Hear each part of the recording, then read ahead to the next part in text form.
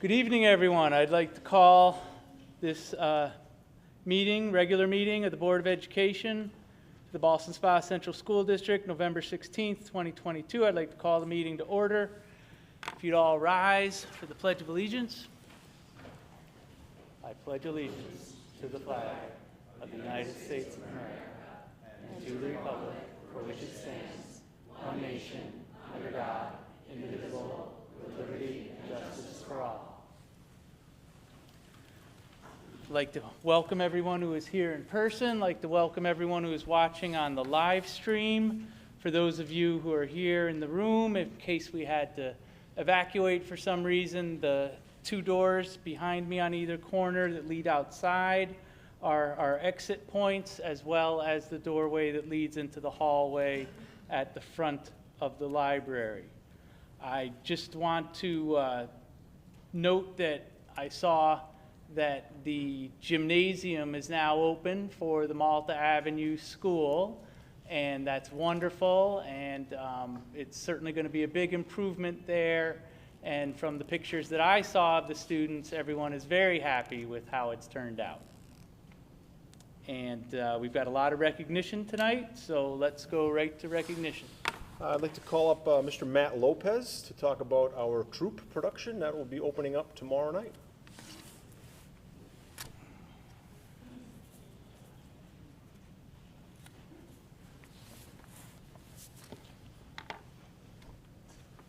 Thank you for having us. This is part of, actually most of our cast and some of our crew of our upcoming production of All I Really Need to Know, I Learned in Kindergarten. The show is a bunch of life lessons and vignettes. So it's not your traditional play that has that storyline that goes throughout it. It's very similar to when we did a show called Almost Maine a couple years ago. And so a lot of our kids here play multiple parts, and they all get that opportunity to shine. And so we are going to do our very first scene for you. We're very excited for this scene. We have a guest narrator not only tonight, but also in the show as well. So without further ado, are you guys ready? Yep. Yep. Oh, God. Whenever you're ready. Ask a kindergarten class, how many of you can draw? And all hands shoot up. Yes, of course I can draw. All of us. What can you draw? Anything. How about a dog eating a fire truck in the jungle? Sure. How big do you want it? How many of you can sing? Oh, pick me. Yes, of course we can sing. What can you sing? Anything. What if you don't know the words? That's okay. We'll make them up. Let's sing. Now? Sure. Why not? How many of you dance?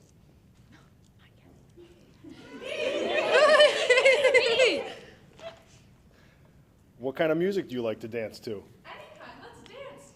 Now? Yeah, why not? Do you like to act in plays? Yes.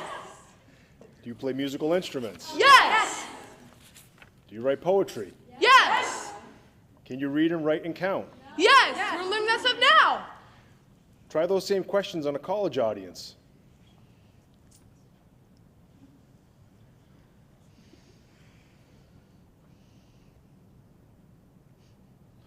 A few students will raise their hands when asked if they can draw or dance or sing or paint or act or play an instrument. More often than not, those who do not raise their hands will want to qualify their responses with their limitations. I play piano, but not very well. My mother made me. Rock and roll.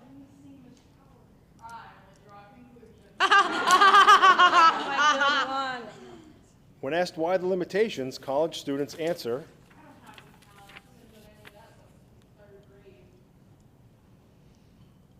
That's not major. you can imagine the response to the same question asked of an older audience.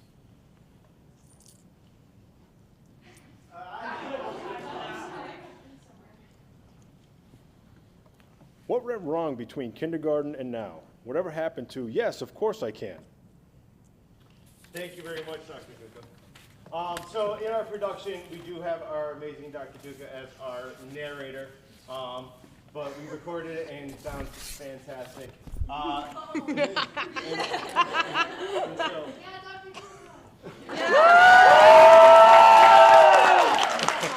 It was funny. The kids asked me, they're like, when is he going to record? When is he going to record? And I didn't tell them that we already recorded that day. And so as soon as we started that scene, I hit play, and they were just super excited. We started screaming. Thank you for your time. Our show is this Thursday, Friday, and Saturday at 7 o'clock, and we have a matinee at 1 o'clock on Saturday. And so kids, student tickets are $5, and adult tickets are $10, and we hope to see you there. Thank you very much. Thank you.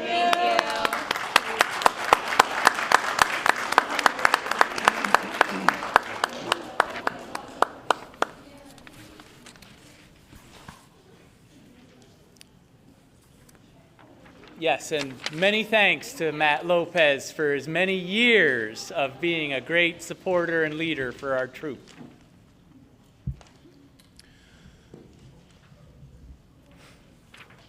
So next up for recognition, we have members of the Elks Club. I'd like to call up Exalted Ruler Wayne Van Valkenburg and Kim Tumney, past Exalted Ruler and current teacher at Gordon Creek.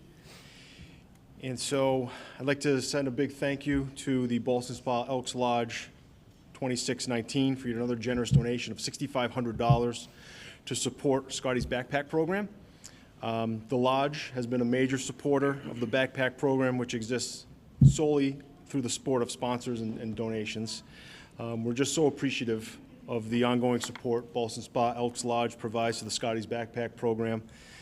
This program is currently providing weekend meals to just under 200 students who may otherwise go without, meeting nutritional needs that helps ensure students. Just a very big thank you to you both. Thank you very much.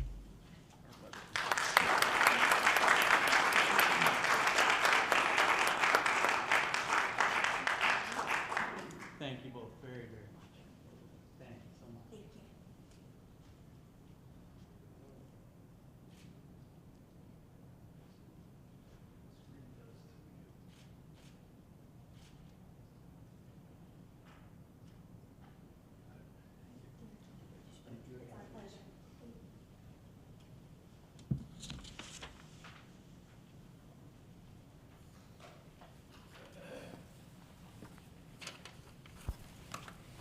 And that concludes our recognition.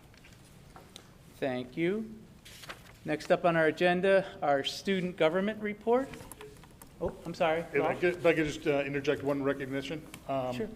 We, myself and Holly and Julia attended the fiduciary training through Bushby BOCES a couple weeks ago, and the presenter did point out as a best practice the Ballston Spa long-term financial planning document as what other districts can emulate. And I just wanted to give Brian Sierra and his team a shout out. Great job on not only putting that together, but then also presenting it to your colleagues. So good job.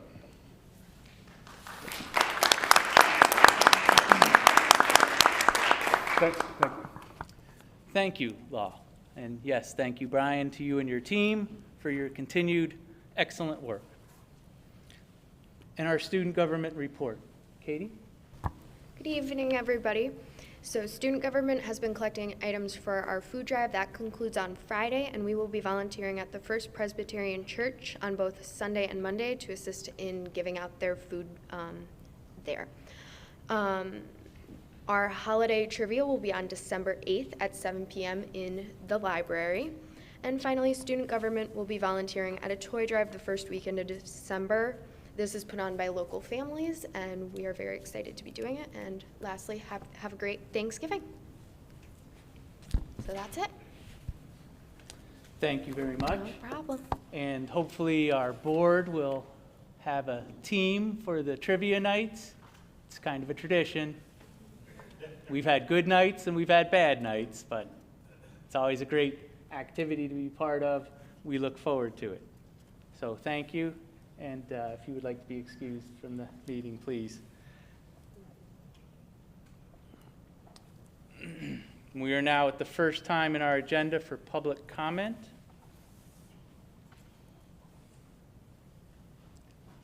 Thank you.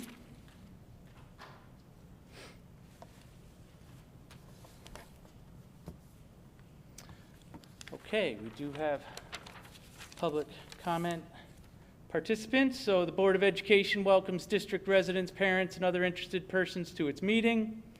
Community involvement at the board meetings is encouraged so that the board can better understand and represent the views of its constituents. Please be aware, however, that information such as individual student information or particular personnel issues cannot be discussed at public sessions of the board. Speakers will be called upon individually. When recognized by the board president, will be asked to approach the podium, state your name and residence. Statements are restricted to a maximum of 2 minutes. Speakers will be notified by the board president when his or her time has expired. And I always, after the 2-minute mark, just ask if you can please conclude your remarks. The board and the district staff take public comment very seriously. However, the board will not respond to comments or questions during the public comment period. The board asks the public's cooperation in maintaining a safe and respectful environment. The board president reserves the right to limit individual comments if it is deemed necessary.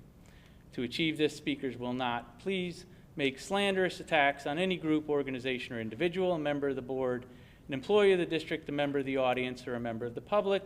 Please address all your comments to the board as a whole and not to any individual board member or administration member. Use profane, please do not use profane, vulgar, threatening, or disparaging language or racial or ethnic slurs. Please do not disrupt the meeting with loud outbursts or other disruptive conduct or behavior, either during the speaker's assigned time or at any other time during the meeting. Speakers understand that a failure to comply with these rules for maintaining a respectful and productive environment may result in early termination of the speaker's allotted time, denial of future requests to speak, and any other actions deemed necessary by the president of the board, or where appropriate in the matter of a health or safety measure, the superintendent of schools. So certainly we want to make sure that everyone is heard and also make sure that we're respectful of everyone's time.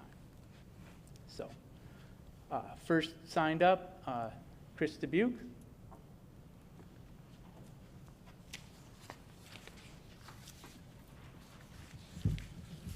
Good evening, ladies and gentlemen of the board. Chris Dubuque, 6 Kaling Drive, Ballston Spa.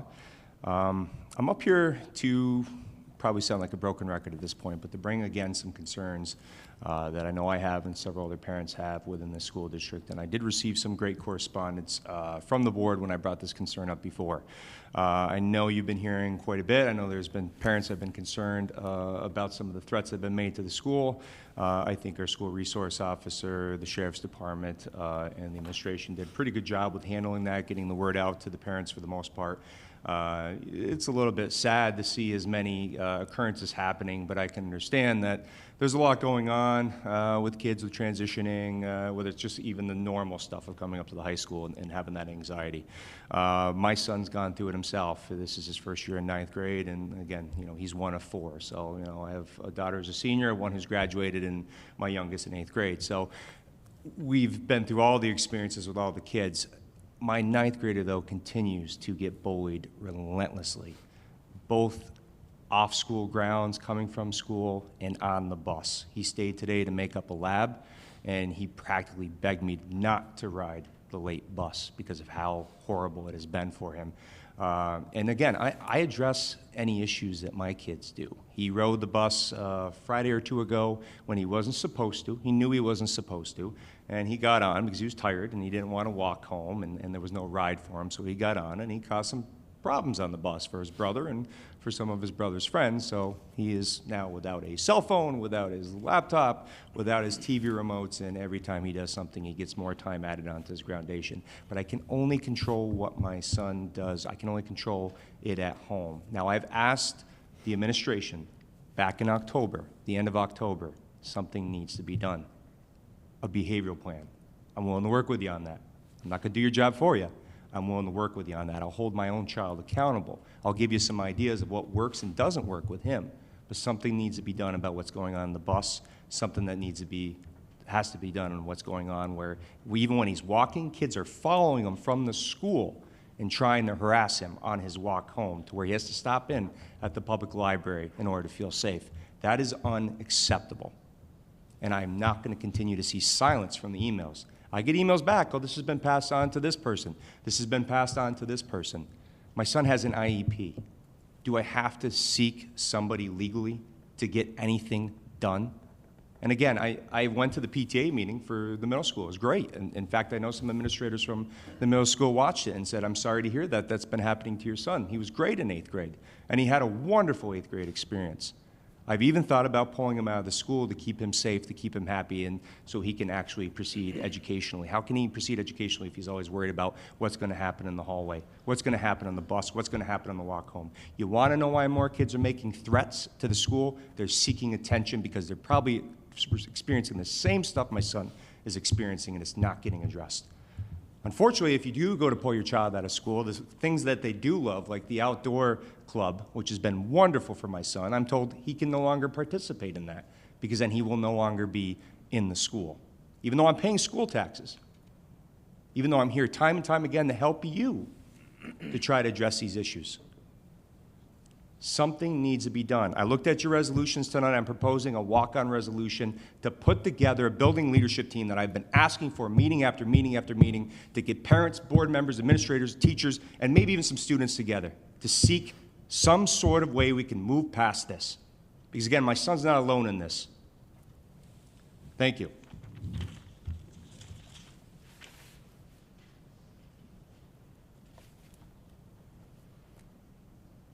Thank you, Mr. Dubuque. Next on our list, Jason Gertler.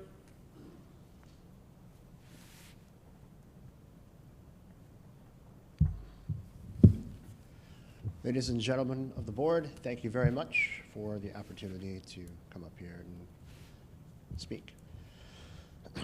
So I was trying to find my way through some of the policies of the school and the district website. First of all, to try to find the draft or the policy manual for tonight's resolution on the regular meetings. It was nearly impossible to find. It's not even close to the section of the agenda or the meeting schedule. It's off in a separate menu somewhere, and it's very difficult to find the documents related to policy changes that you'll be voting on tonight. So I just wanted to say that. And while I was looking for policies, I was looking to see if there was a policy that states anything about board legislative advocacy. I haven't seen anything in the bylaws or anywhere in the manual book. But with the recent election and the state of things today, it seems that there's going to be some impending mandates coming. And I think that scares a lot of people. I think it scares a lot of folks in our district. And I think that if something happens like that, you're going to find a mass action, a mass withdrawal, possibly. So I'm wondering where the board stands on legislative advocacy. I remember something back with the mask mandates. I think that there was a letter that was possibly sent out to state senators or Assemblywoman Walsh or something like that. But there's nothing in the book that states this is your policy. Neighboring districts have on the books policy number 1380, board legislative advocacy. The Board of Education recognizes its responsibility as an agent of the state to operate within the bounds of state and federal law affecting public education in satisfying its responsibilities to the students and residents of the community. The board shall advocate for laws or modifications thereof in support of the advancement of high-quality education for students. To this end, the board shall collaborate as appropriate with local, state, and national organizations and concerned groups. The board shall also seek both direct and indirect representation of its position on pending legislation with appropriate state and federal legislators and legislative committees. The superintendent shall encourage district staff members to be aware of ongoing discussion of changes to or development of legislation in their areas of expertise. Matters relevant to the district should be brought to the attention of the superintendent and the board. That's the end of that policy for Shenandoah. Burnt Hills, Ballston Lake just kicked off something to this effect too. They're in the process of sending a position statement out to legislators, the State Education Department, and the Department of Health against vaccination requirements to attend school. That being said, I would just like to know what is going to go on should Department of Health, State, and the governor mandate COVID vaccines to attend schools. That's all I have for tonight. Thank you very much.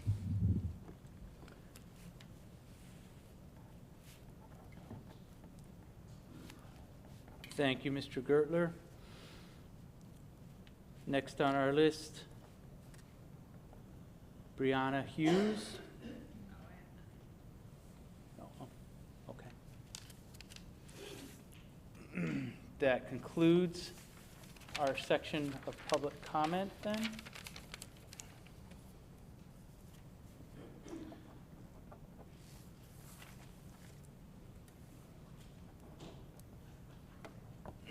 Next on our agenda is approval of minutes. May I have a motion to approve the minutes of the November 2nd, 2022 meeting? So moved. Second. Any amendments or additions to the minutes? Not hearing any. All those in favor? Aye. Opposed? Minutes pass.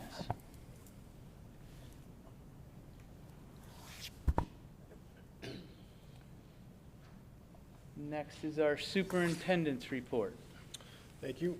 Tonight we have a presentation on the seal of civic readiness. So I could have the team come up. I will introduce Mrs. Heather Mazurowski, instructional teacher leader for the social studies department here at the high school.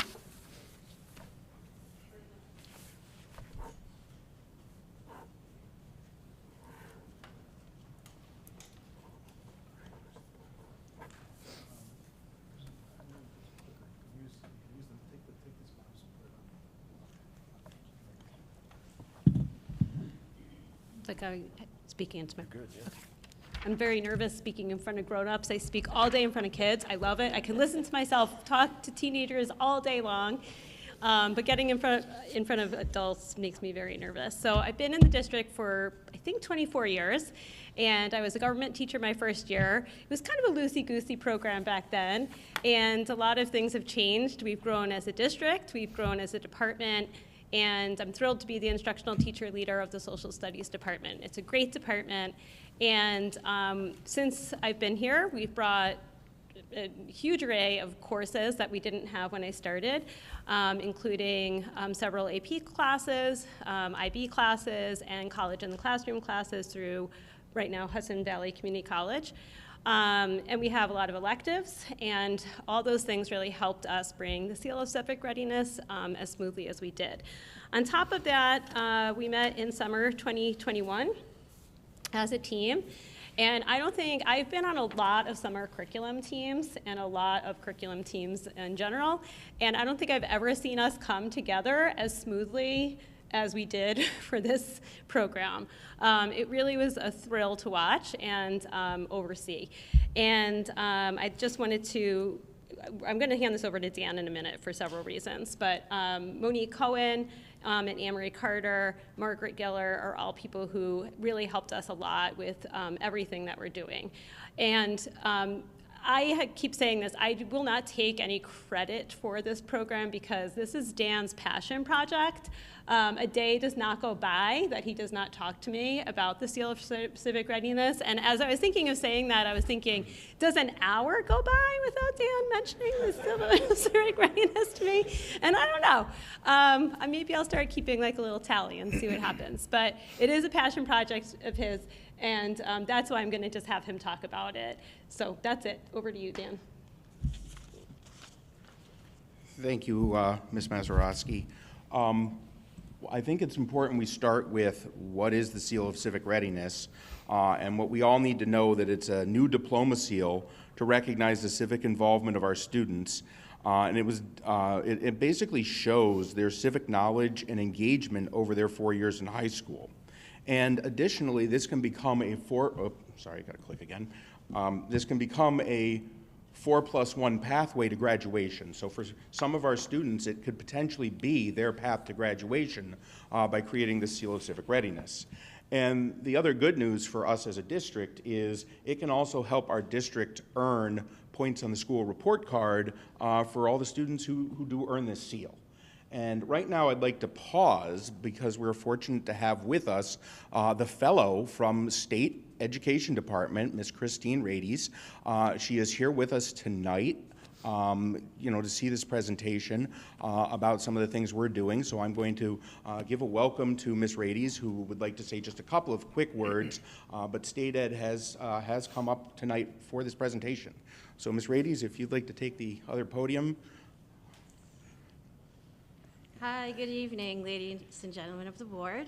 I'm thrilled to be here with you tonight. I am Christine Rades, and I have been the lead facilitator for the Civic Readiness Initiative for the New York State Education Department since its inception in 2018.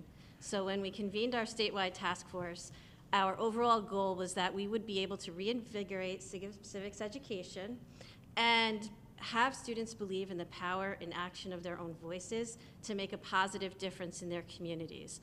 And so I'm thrilled to see Ballston Spa really bring this to life for us. I really want to applaud Dr. Duca and the Social Studies Department and the whole team at Ballston Spa. I've had the honor to get to know some of your students and the difference that they're making in your community, and we're really thrilled to have a partnership with you, to use you as a regional example for other schools, and to continue to grow this initiative and move this forward for other districts. So thank you for your leadership in this effort, and it's my great honor to be here to learn more about what you're up to tonight. I've also brought with me, as a token of our appreciation, a medallion for all of the board members and administrators of the Seal of Civic Readiness because of your early leadership in this program, by your dedication to your robust electives, as well as a real civic culture that exists in this school. So thank you very much.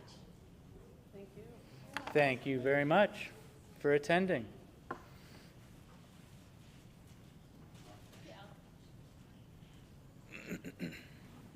So, what's in it for our students? Let's start there. Students will receive a seal on their diploma, cords at graduation, and a notation in the graduation program. Additionally, students who are on track to receive the Seal of Civic Readiness can make themselves known to colleges and universities that they are candidates for the New York State Seal of Civic Readiness. All right, colleges and universities are learning more and more about this program with each passing day. That's part of the education aspect of it. I attended a conference at Hudson Valley at the end of June where all the local schools, 2- and 4-year schools, were there. State Ed is doing a great job of getting this out there. So when our students are putting this on their college applications, more and more schools are knowing what this means. Some other key facts. This is not a graduation requirement. This is a voluntary program. Students voluntarily participate in the Seal of Civic Readiness. All right? However, we are trying to find a pathway for every student to try and earn this seal.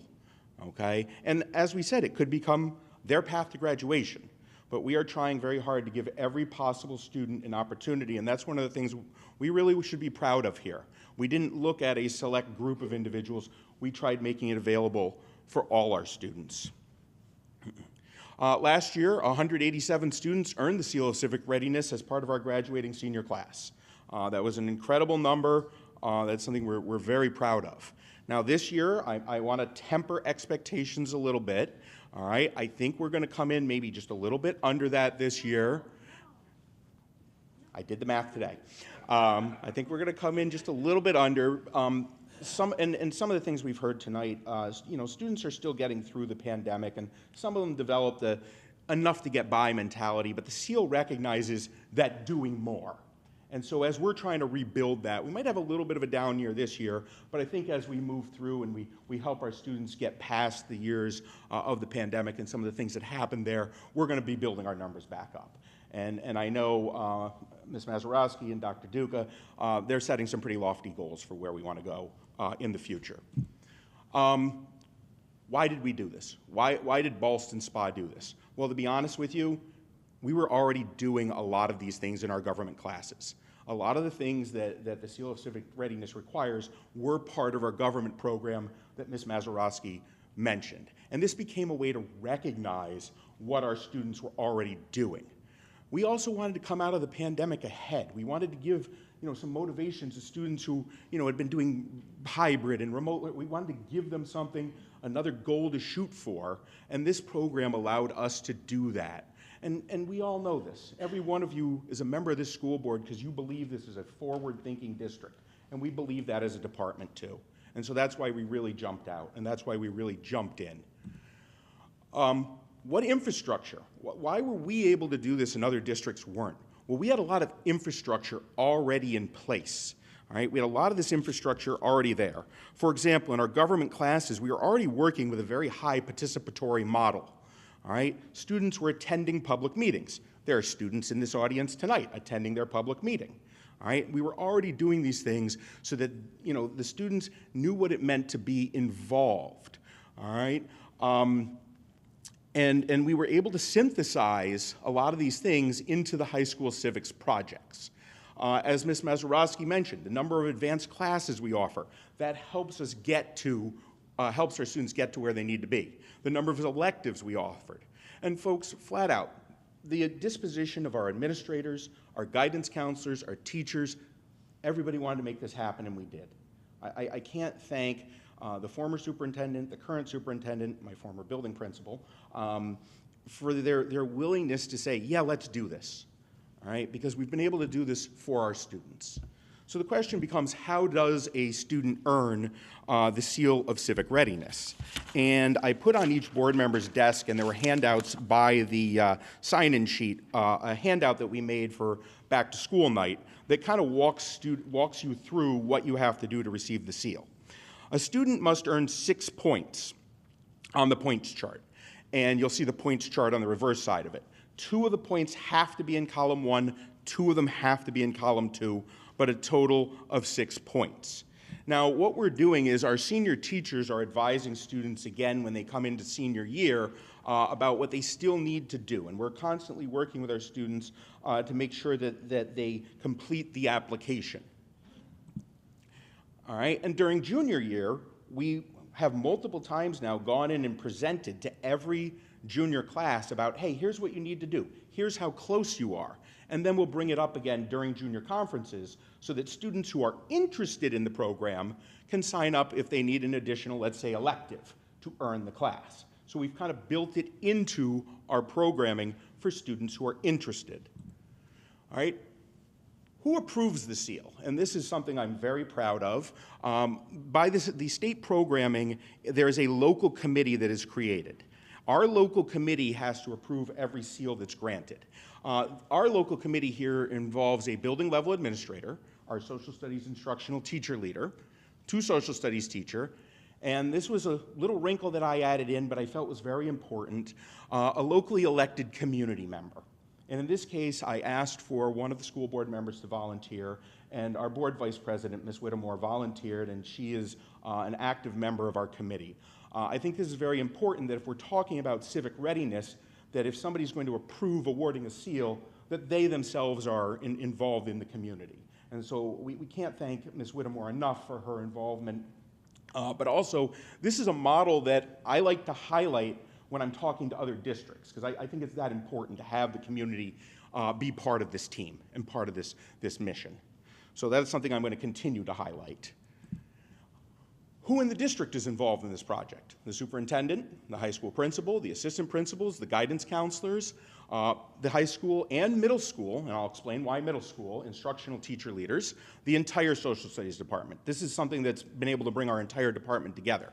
The business department, all right, a specific shout out to Lynn Blake.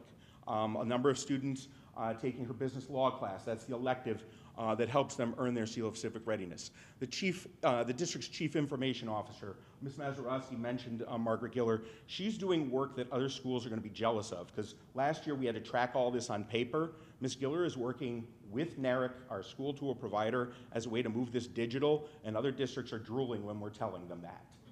I just want to say, so just to be clear, for 187 students, Dan Hornick, Monique Cohen, and Anne-Marie Carter everything on the sheet, which was a huge undertaking. And so we've been meeting with Margaret to get this digital, and yes, districts are going to be very jealous of what she's put together. So I just really want to emphasize how much those 3 teachers have done to get those kids. And folks, this is a district-wide initiative. All right, what's our pathway plan? Very quickly, for the civic knowledge column, column 1, all students need a 4-year sequence in social studies. That gets them 1 point. They get a point each for each Regents exam they pass. So that gets the average student at least 2 points. Some students are going to get additional points for advanced classes. And then all 12th graders, in some way, shape, or form, complete a research project, which gets a student an additional point. So the average Ballston SPA student is coming out of column 1 with 4 points already. So as we continue looking at the pathway, column 2, we need to get the average student here 2 points. For civic participation, most students, as part of their 12th grade social studies, 12th grade government class, are going to complete the My Community and I project, where a student learns about and involved with, one of which is coming to a public meeting, the community in which they live. And then from there, we need to just help that student do, what else can you do to get that last half point? Some earn it through service learning. Some earn it through completing a social studies or business elective. Some earn it through extracurricular participation.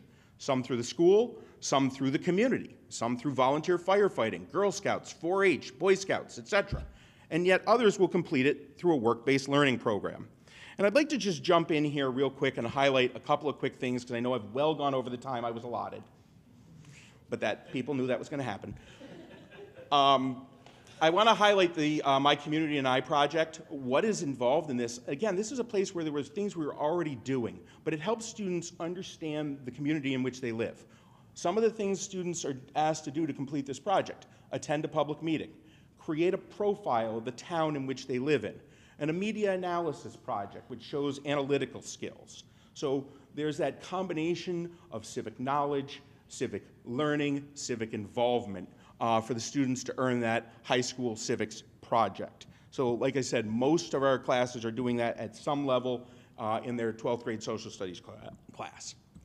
I want to highlight the social studies electives. When we looked at those 187 students who earned the seal last year, the majority of them were able to do that because they took an elective.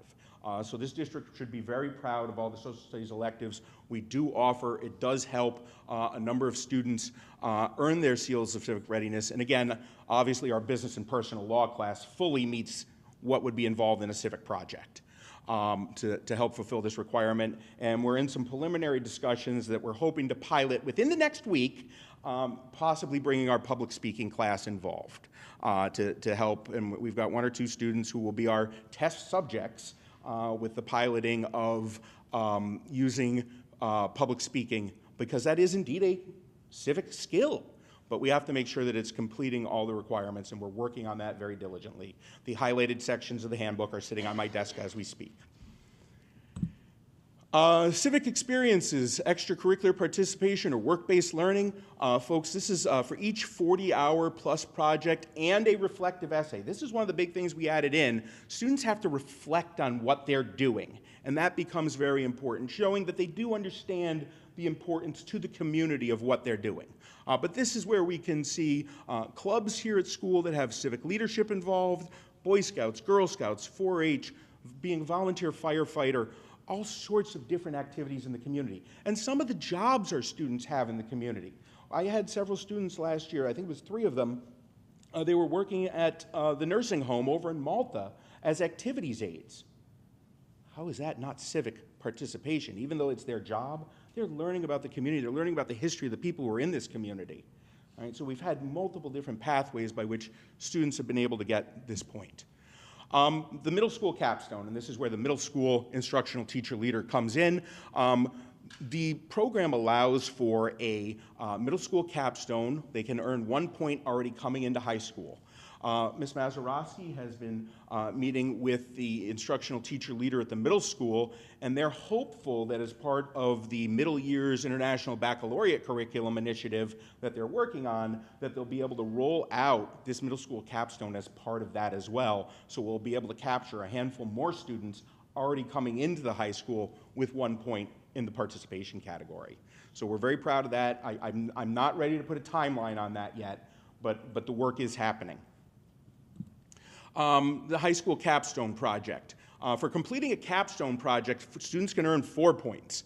Right now, the only place we're offering the capstone is students who are part of the early college and the high school program as part of TechSmart. And I want to give a big shout out to the administrator over there, Adrian Snow, and the lead social studies teacher over there, Luke Snow, because through their work over at TechSmart, we were able to bring in students who went to other districts but were part of our TechSmart program, and they were able to get seals for what they've been doing over their 4 years in high school.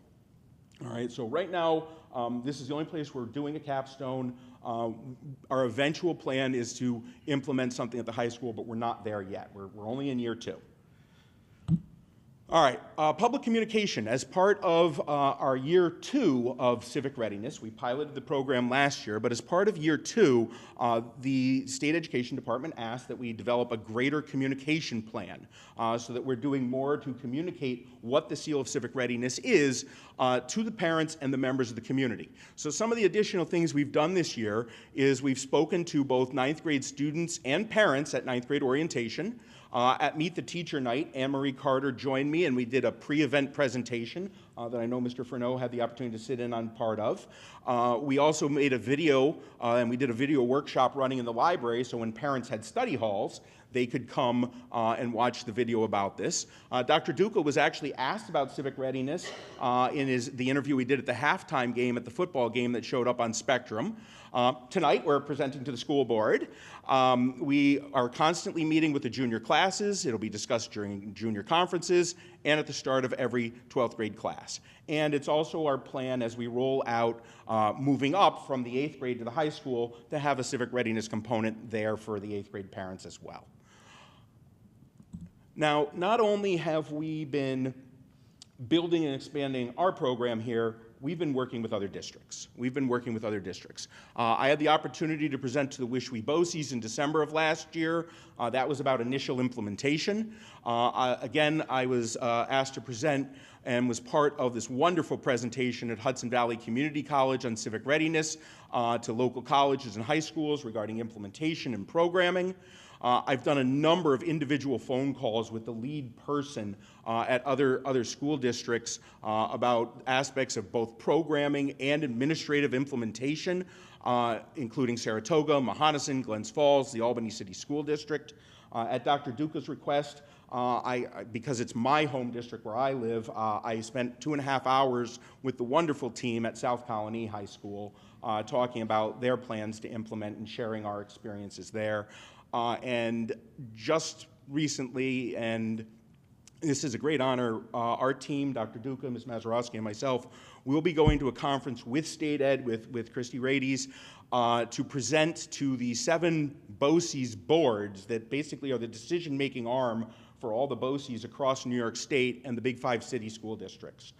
So we very much look forward to that presentation, and we're very honored to have been asked by State Ed to be part of that. So we are doing our part to share our experiences here and hopefully expand some of the great things that we're doing here, and that it allows students to be recognized for the great things that they're doing across the state. And so at this time, I will be willing to entertain any questions that any members of the board may have.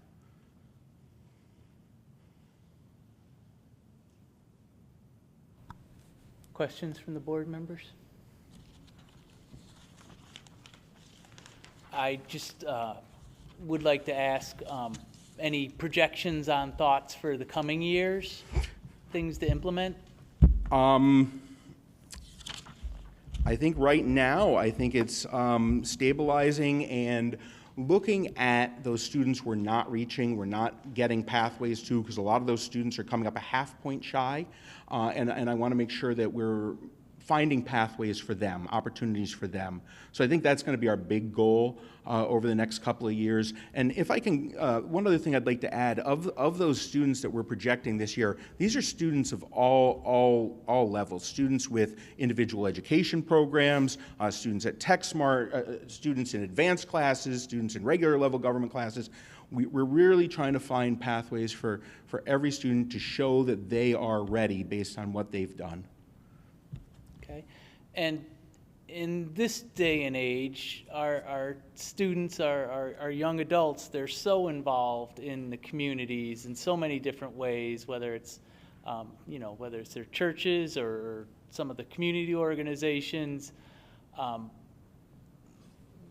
What can be done to make sure that they understand that that work actually is a component of this?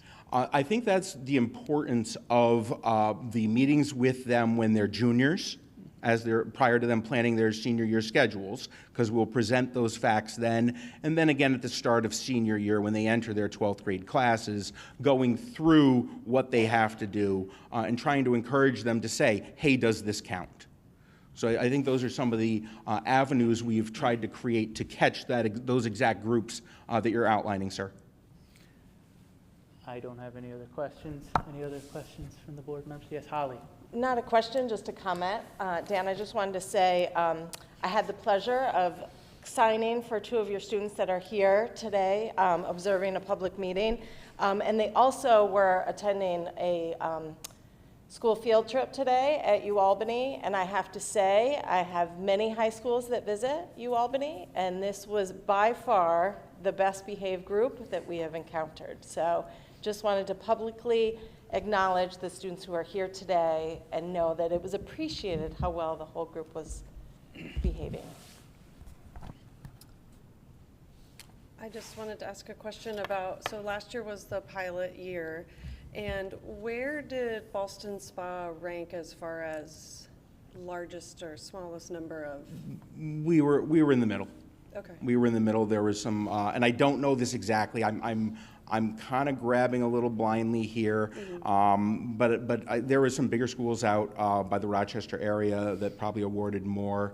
But there were only 3 schools in the capital region that moved forward with it, and we were, but Greenwich, because of their size, was able to get like 90-some%, and smaller schools are going to have easier times. But I think what I like to highlight is the fact that we really, even in year 1 in the pilot, we tried to make it accessible to everybody.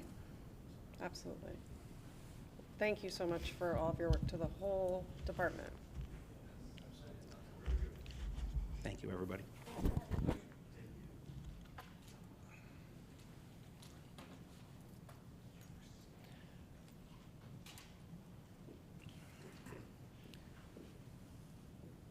Any other items on a superintendent's report?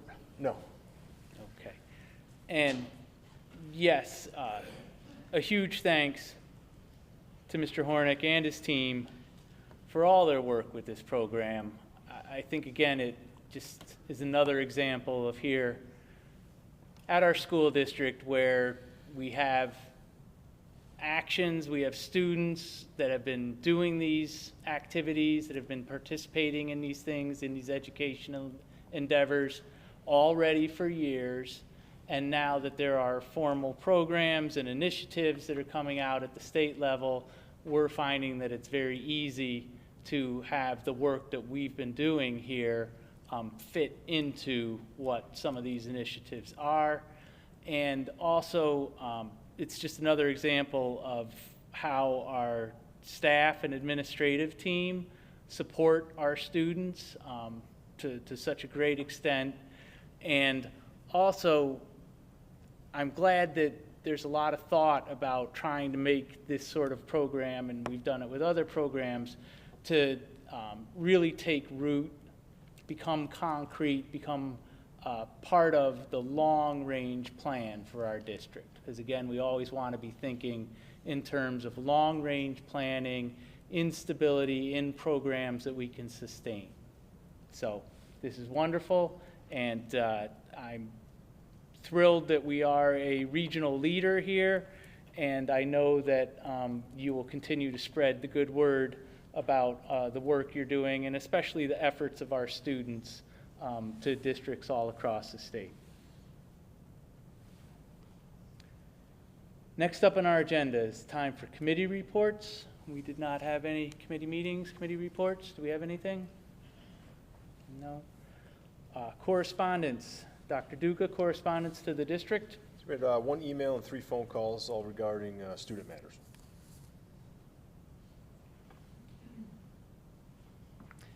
And there was no correspondence to the board since the last board meeting. Next is announcements. Mr. Williams.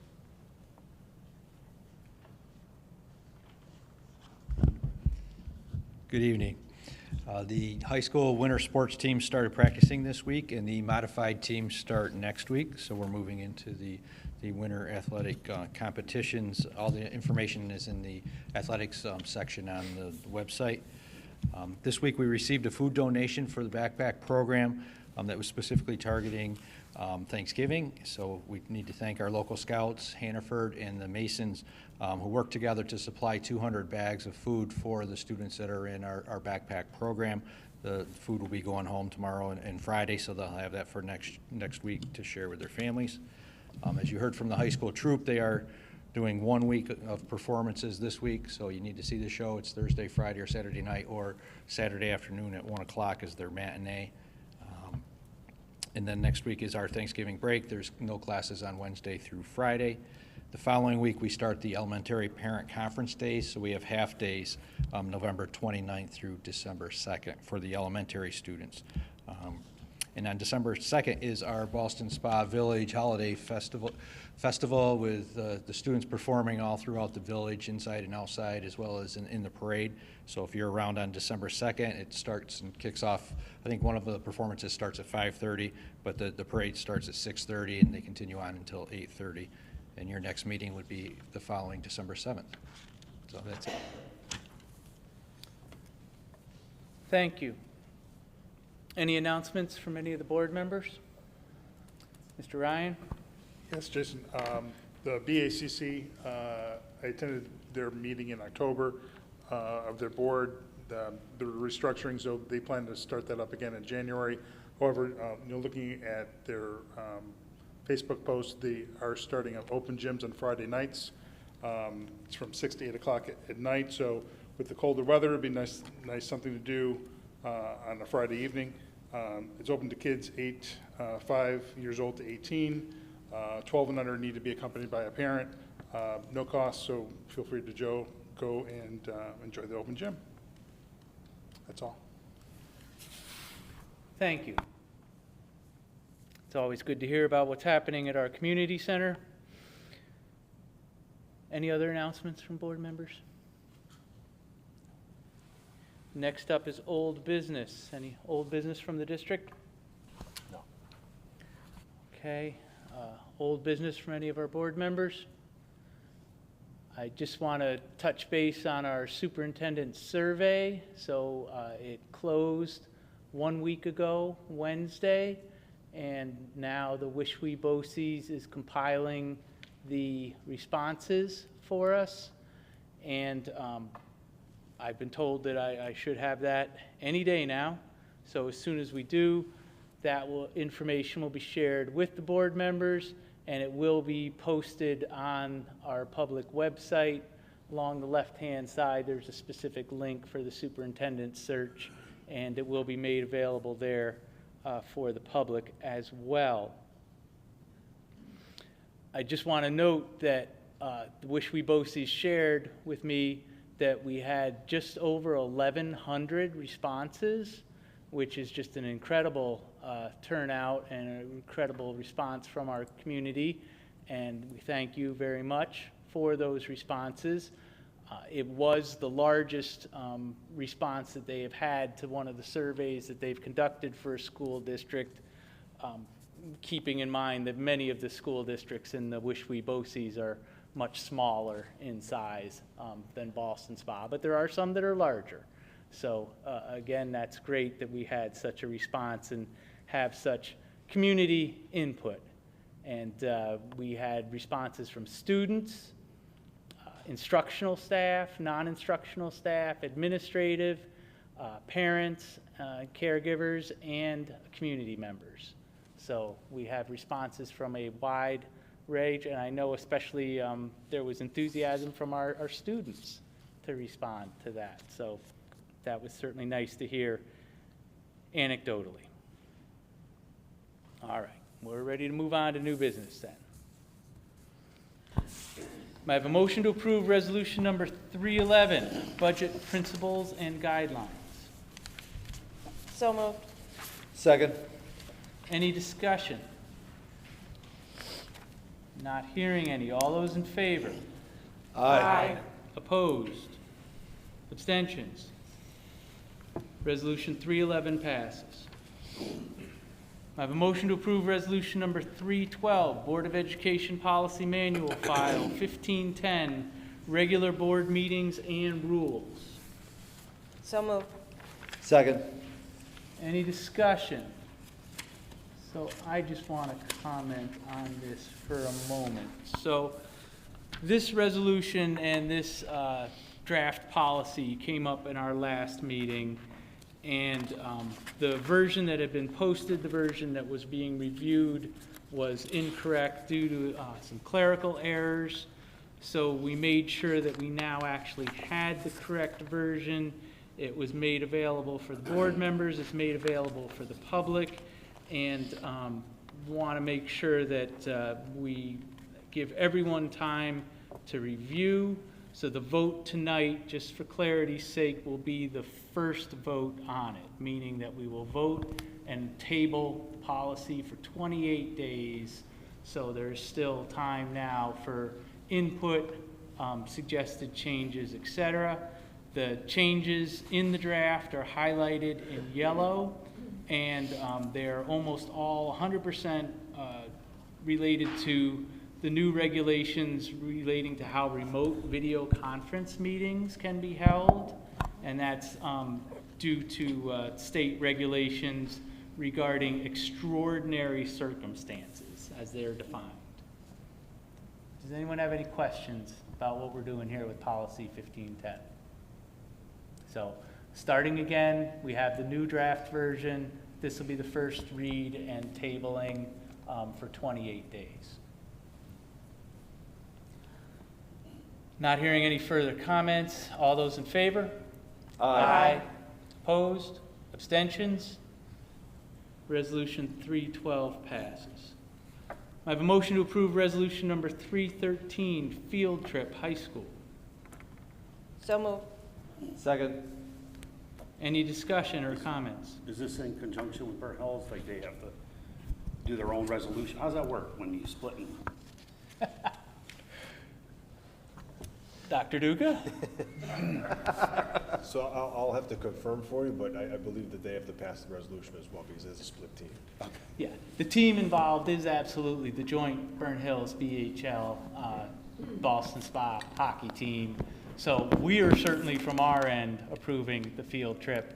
I'm not sure I can speak to Burnt Hills, Ballston Lake, but I assume again, as Dr. Duca said, they're having a parallel part of it.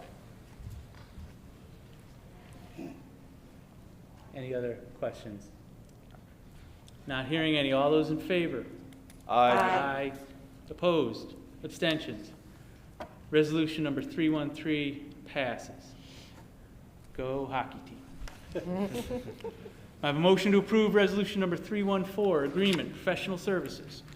So moved. Second. Any discussion? Not hearing any. All those in favor? Aye. Opposed? Abstentions? Resolution number 314 passes. I have a motion to approve resolution number 315, agreement, professional services. So moved. Second. Any discussion? Not hearing any. All those in favor? Aye. Opposed? Abstentions? Resolution number 315 passes. I have a motion to approve resolution number 316, agreement, professional services. So moved. Second. Any discussion? Not hearing any. All those in favor? Aye. Opposed? Abstentions? Resolution number 316 passes. I have a motion to approve resolution number 317, agreement, professional services. So moved. Second. Any discussion? Not hearing any. All those in favor? Aye. Opposed? Abstentions? Resolution number 317 passes. I have a motion to approve resolution number 318, placement of students with disabilities. So moved. Second. Any discussion? Not hearing any. All those in favor? Aye. Opposed? Abstentions? Resolution number 318 passes. I have a motion to approve resolution number 319, placement of preschool students with disabilities. So moved. Second. Any discussion? Not hearing any. All those in favor? Aye. Opposed? Abstentions? Resolution number 319 passes. Resolutions number 320 through 332 are recognized as a consent agenda for the purpose of Board of Education action. I have a motion to approve resolutions number 320 through 332. So moved. Second. Any discussion? So I just want to point out that we have some resignations in here. We thank those staff members for their service. And I also want to share that we have some appointments in here. And we specifically have an appointment for an Alicia Backus, Assistant Director of Special Education. And she is here in our audience, so I wanted to recognize and thank you for agreeing to join our school district. Thank you. Yay. Any other discussion? Not hearing any. All those in favor? Aye. Opposed? Abstentions? The consent agenda, resolutions number 320 through 332 passes. Do we have any other new business? Not hearing any. Do we have any of our associations for association reports? We do not. Anything from the PTAs? A few things to report. Tomorrow night, Woodrow PTA is hosting Bingo Night in their cafeteria from 6:30 p.m. to 8 o'clock. There are prizes for students and adults. In addition, they'll be serving ice cream sundaes and drinks, and I speak for myself, but ice cream alone has me sold on this event. Middle school PTA is looking for help on Monday afternoon and evening for fundraiser order drop-off and distribution. So if you are able to help, just reach out to the middle school PTA. And finally, Malta Ave is hosting a fundraiser through Hoffman Car Wash. Purchase a car wash and the PTA receives 50% of that purchase. Just visit hoffmanhelpinghands.com/fundraisers/Malta PTA. Thank you. We are now at the second time in our agenda for public comment.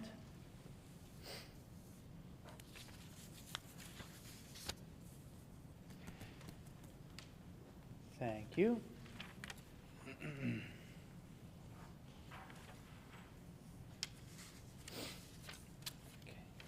The same guidance that I read at the first public comment meeting is still in effect. Please approach the podium, state your name and address, and address all your comments to the board as a whole, and not to any individual board member or administrative person. And so first up is Megan Seaton.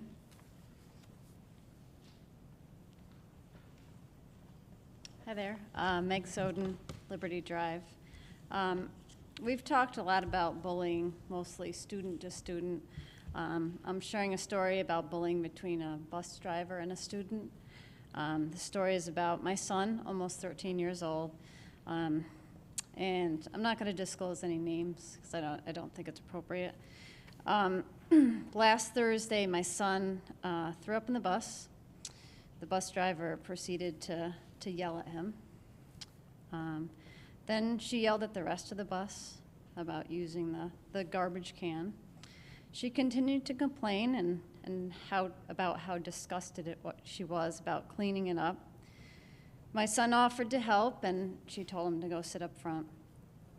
My son came home very upset, obviously, and quite embarrassed. Later, I received a message from a parent who had a child on the bus from my neighborhood. Her child was extremely upset about how the bus driver treated my son, and how she treated a sick kid in general, and that she shouldn't be yelling at someone that was sick. 4 days later, on a Monday, we had the holiday on the Friday, she made my son sit in the front seat and told him to hold the garbage can. He said he felt fine and didn't need to, and she said not to talk back, and he needed to sit up there with him. Again, she had a long speech with the whole bus about how serious this was, and she didn't want to clean it up. Monday afternoon, she brought in throw-up bags for the kids to use and announced it again. Tuesday afternoon, again, he was made to sit up front.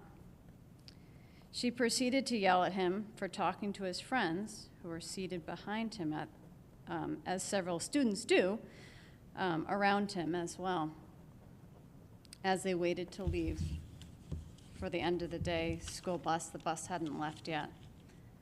She also yelled at him for telling me what happened on the bus. In addition, she went back and told his friends not to talk to him. On Monday, the 14th, Tuesday, the 15th, I left several messages for the bus garage about the situation.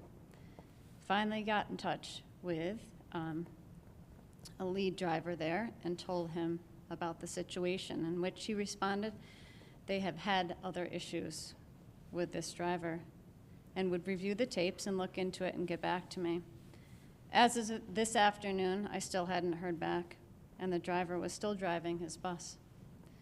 My husband called and spoke with this lead driver, and he indicated they're still investigating. I'd advised him I would be speaking at the school board meeting, and I've advised him that several times during the discussions. My question is, how is this okay that a bus driver would bully a child? How is this acceptable? And what actions will be taken? How many more students need to experience what my son did? I expect the school to take action.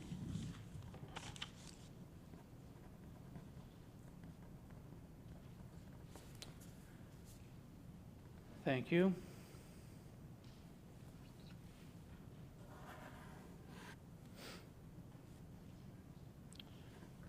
Mr. Dubuque?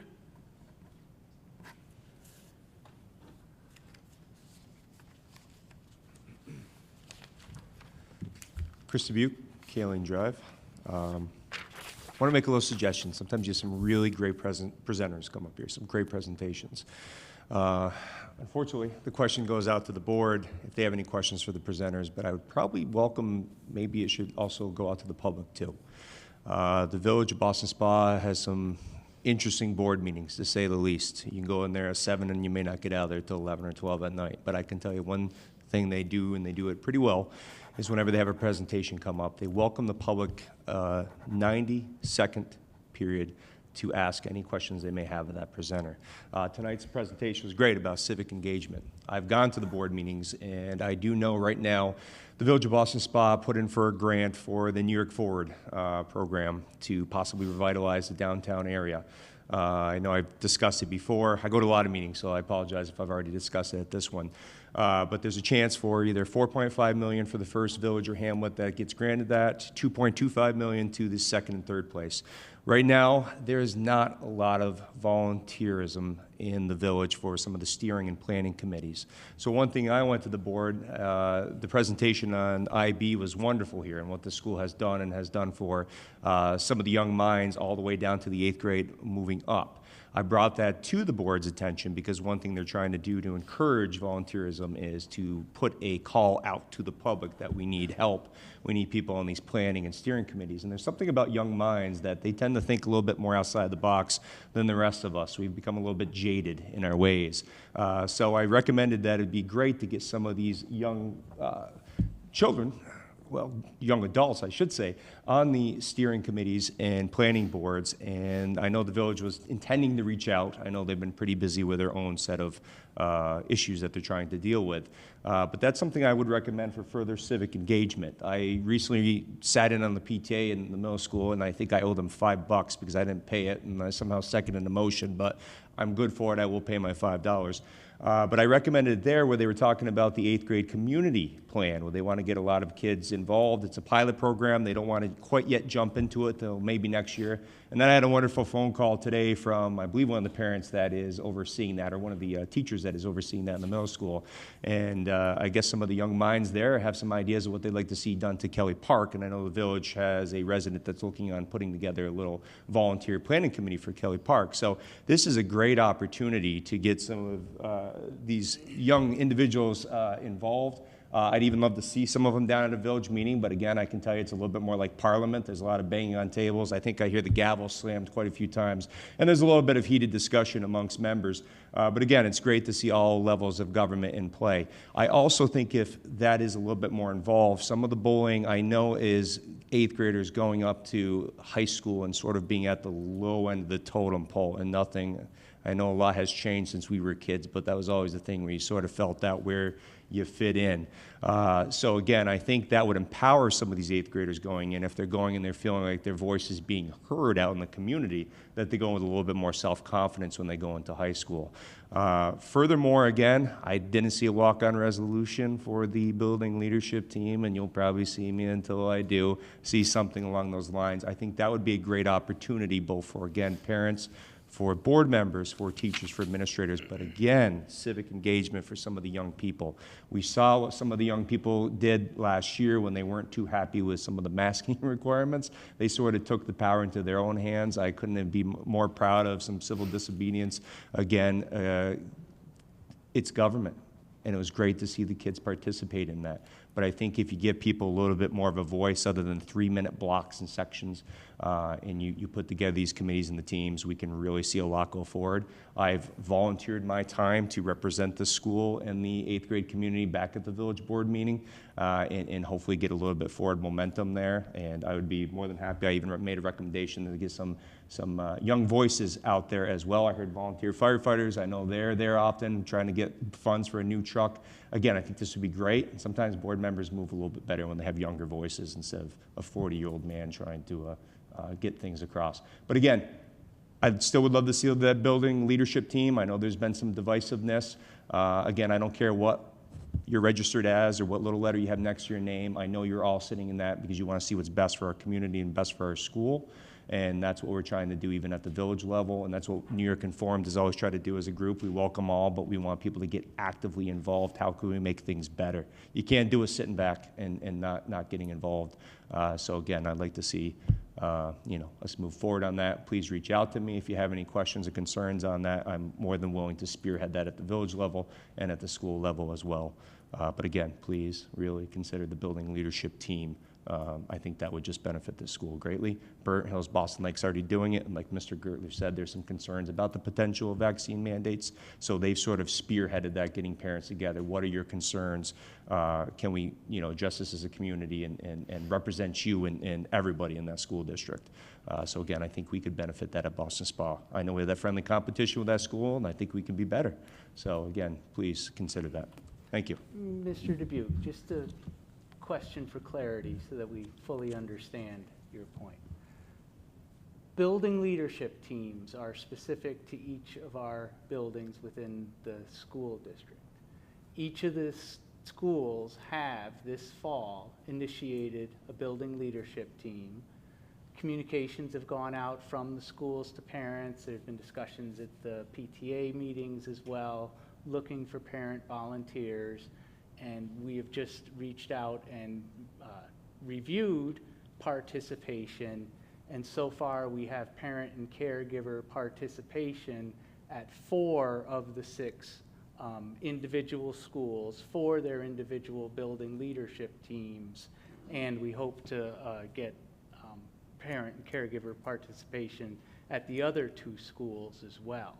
So when you say there are no building leadership teams kicking off right now, I'm a little confused about that, because they are. Are you referring to some other sort of committee or team, or what exactly are you referring to?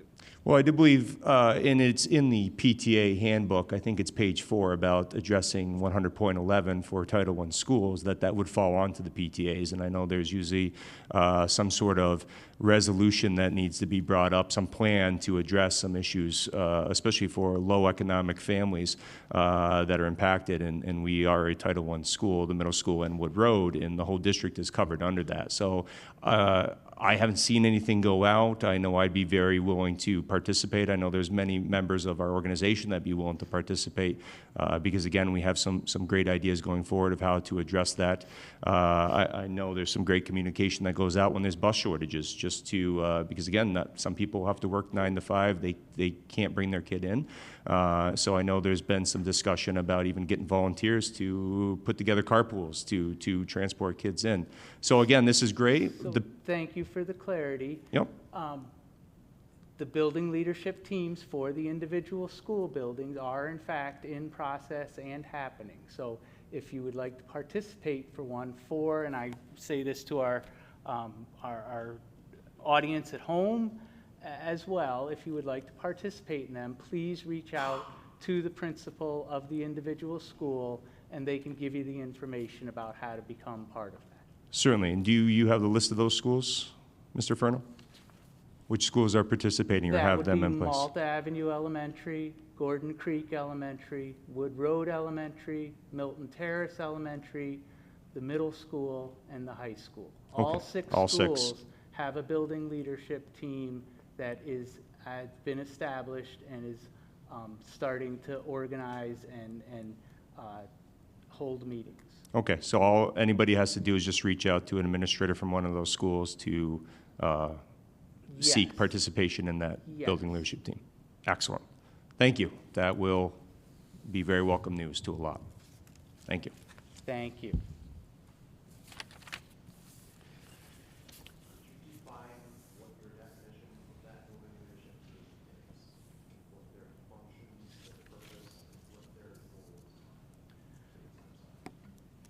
So the information about each individual school can happen from the individual school.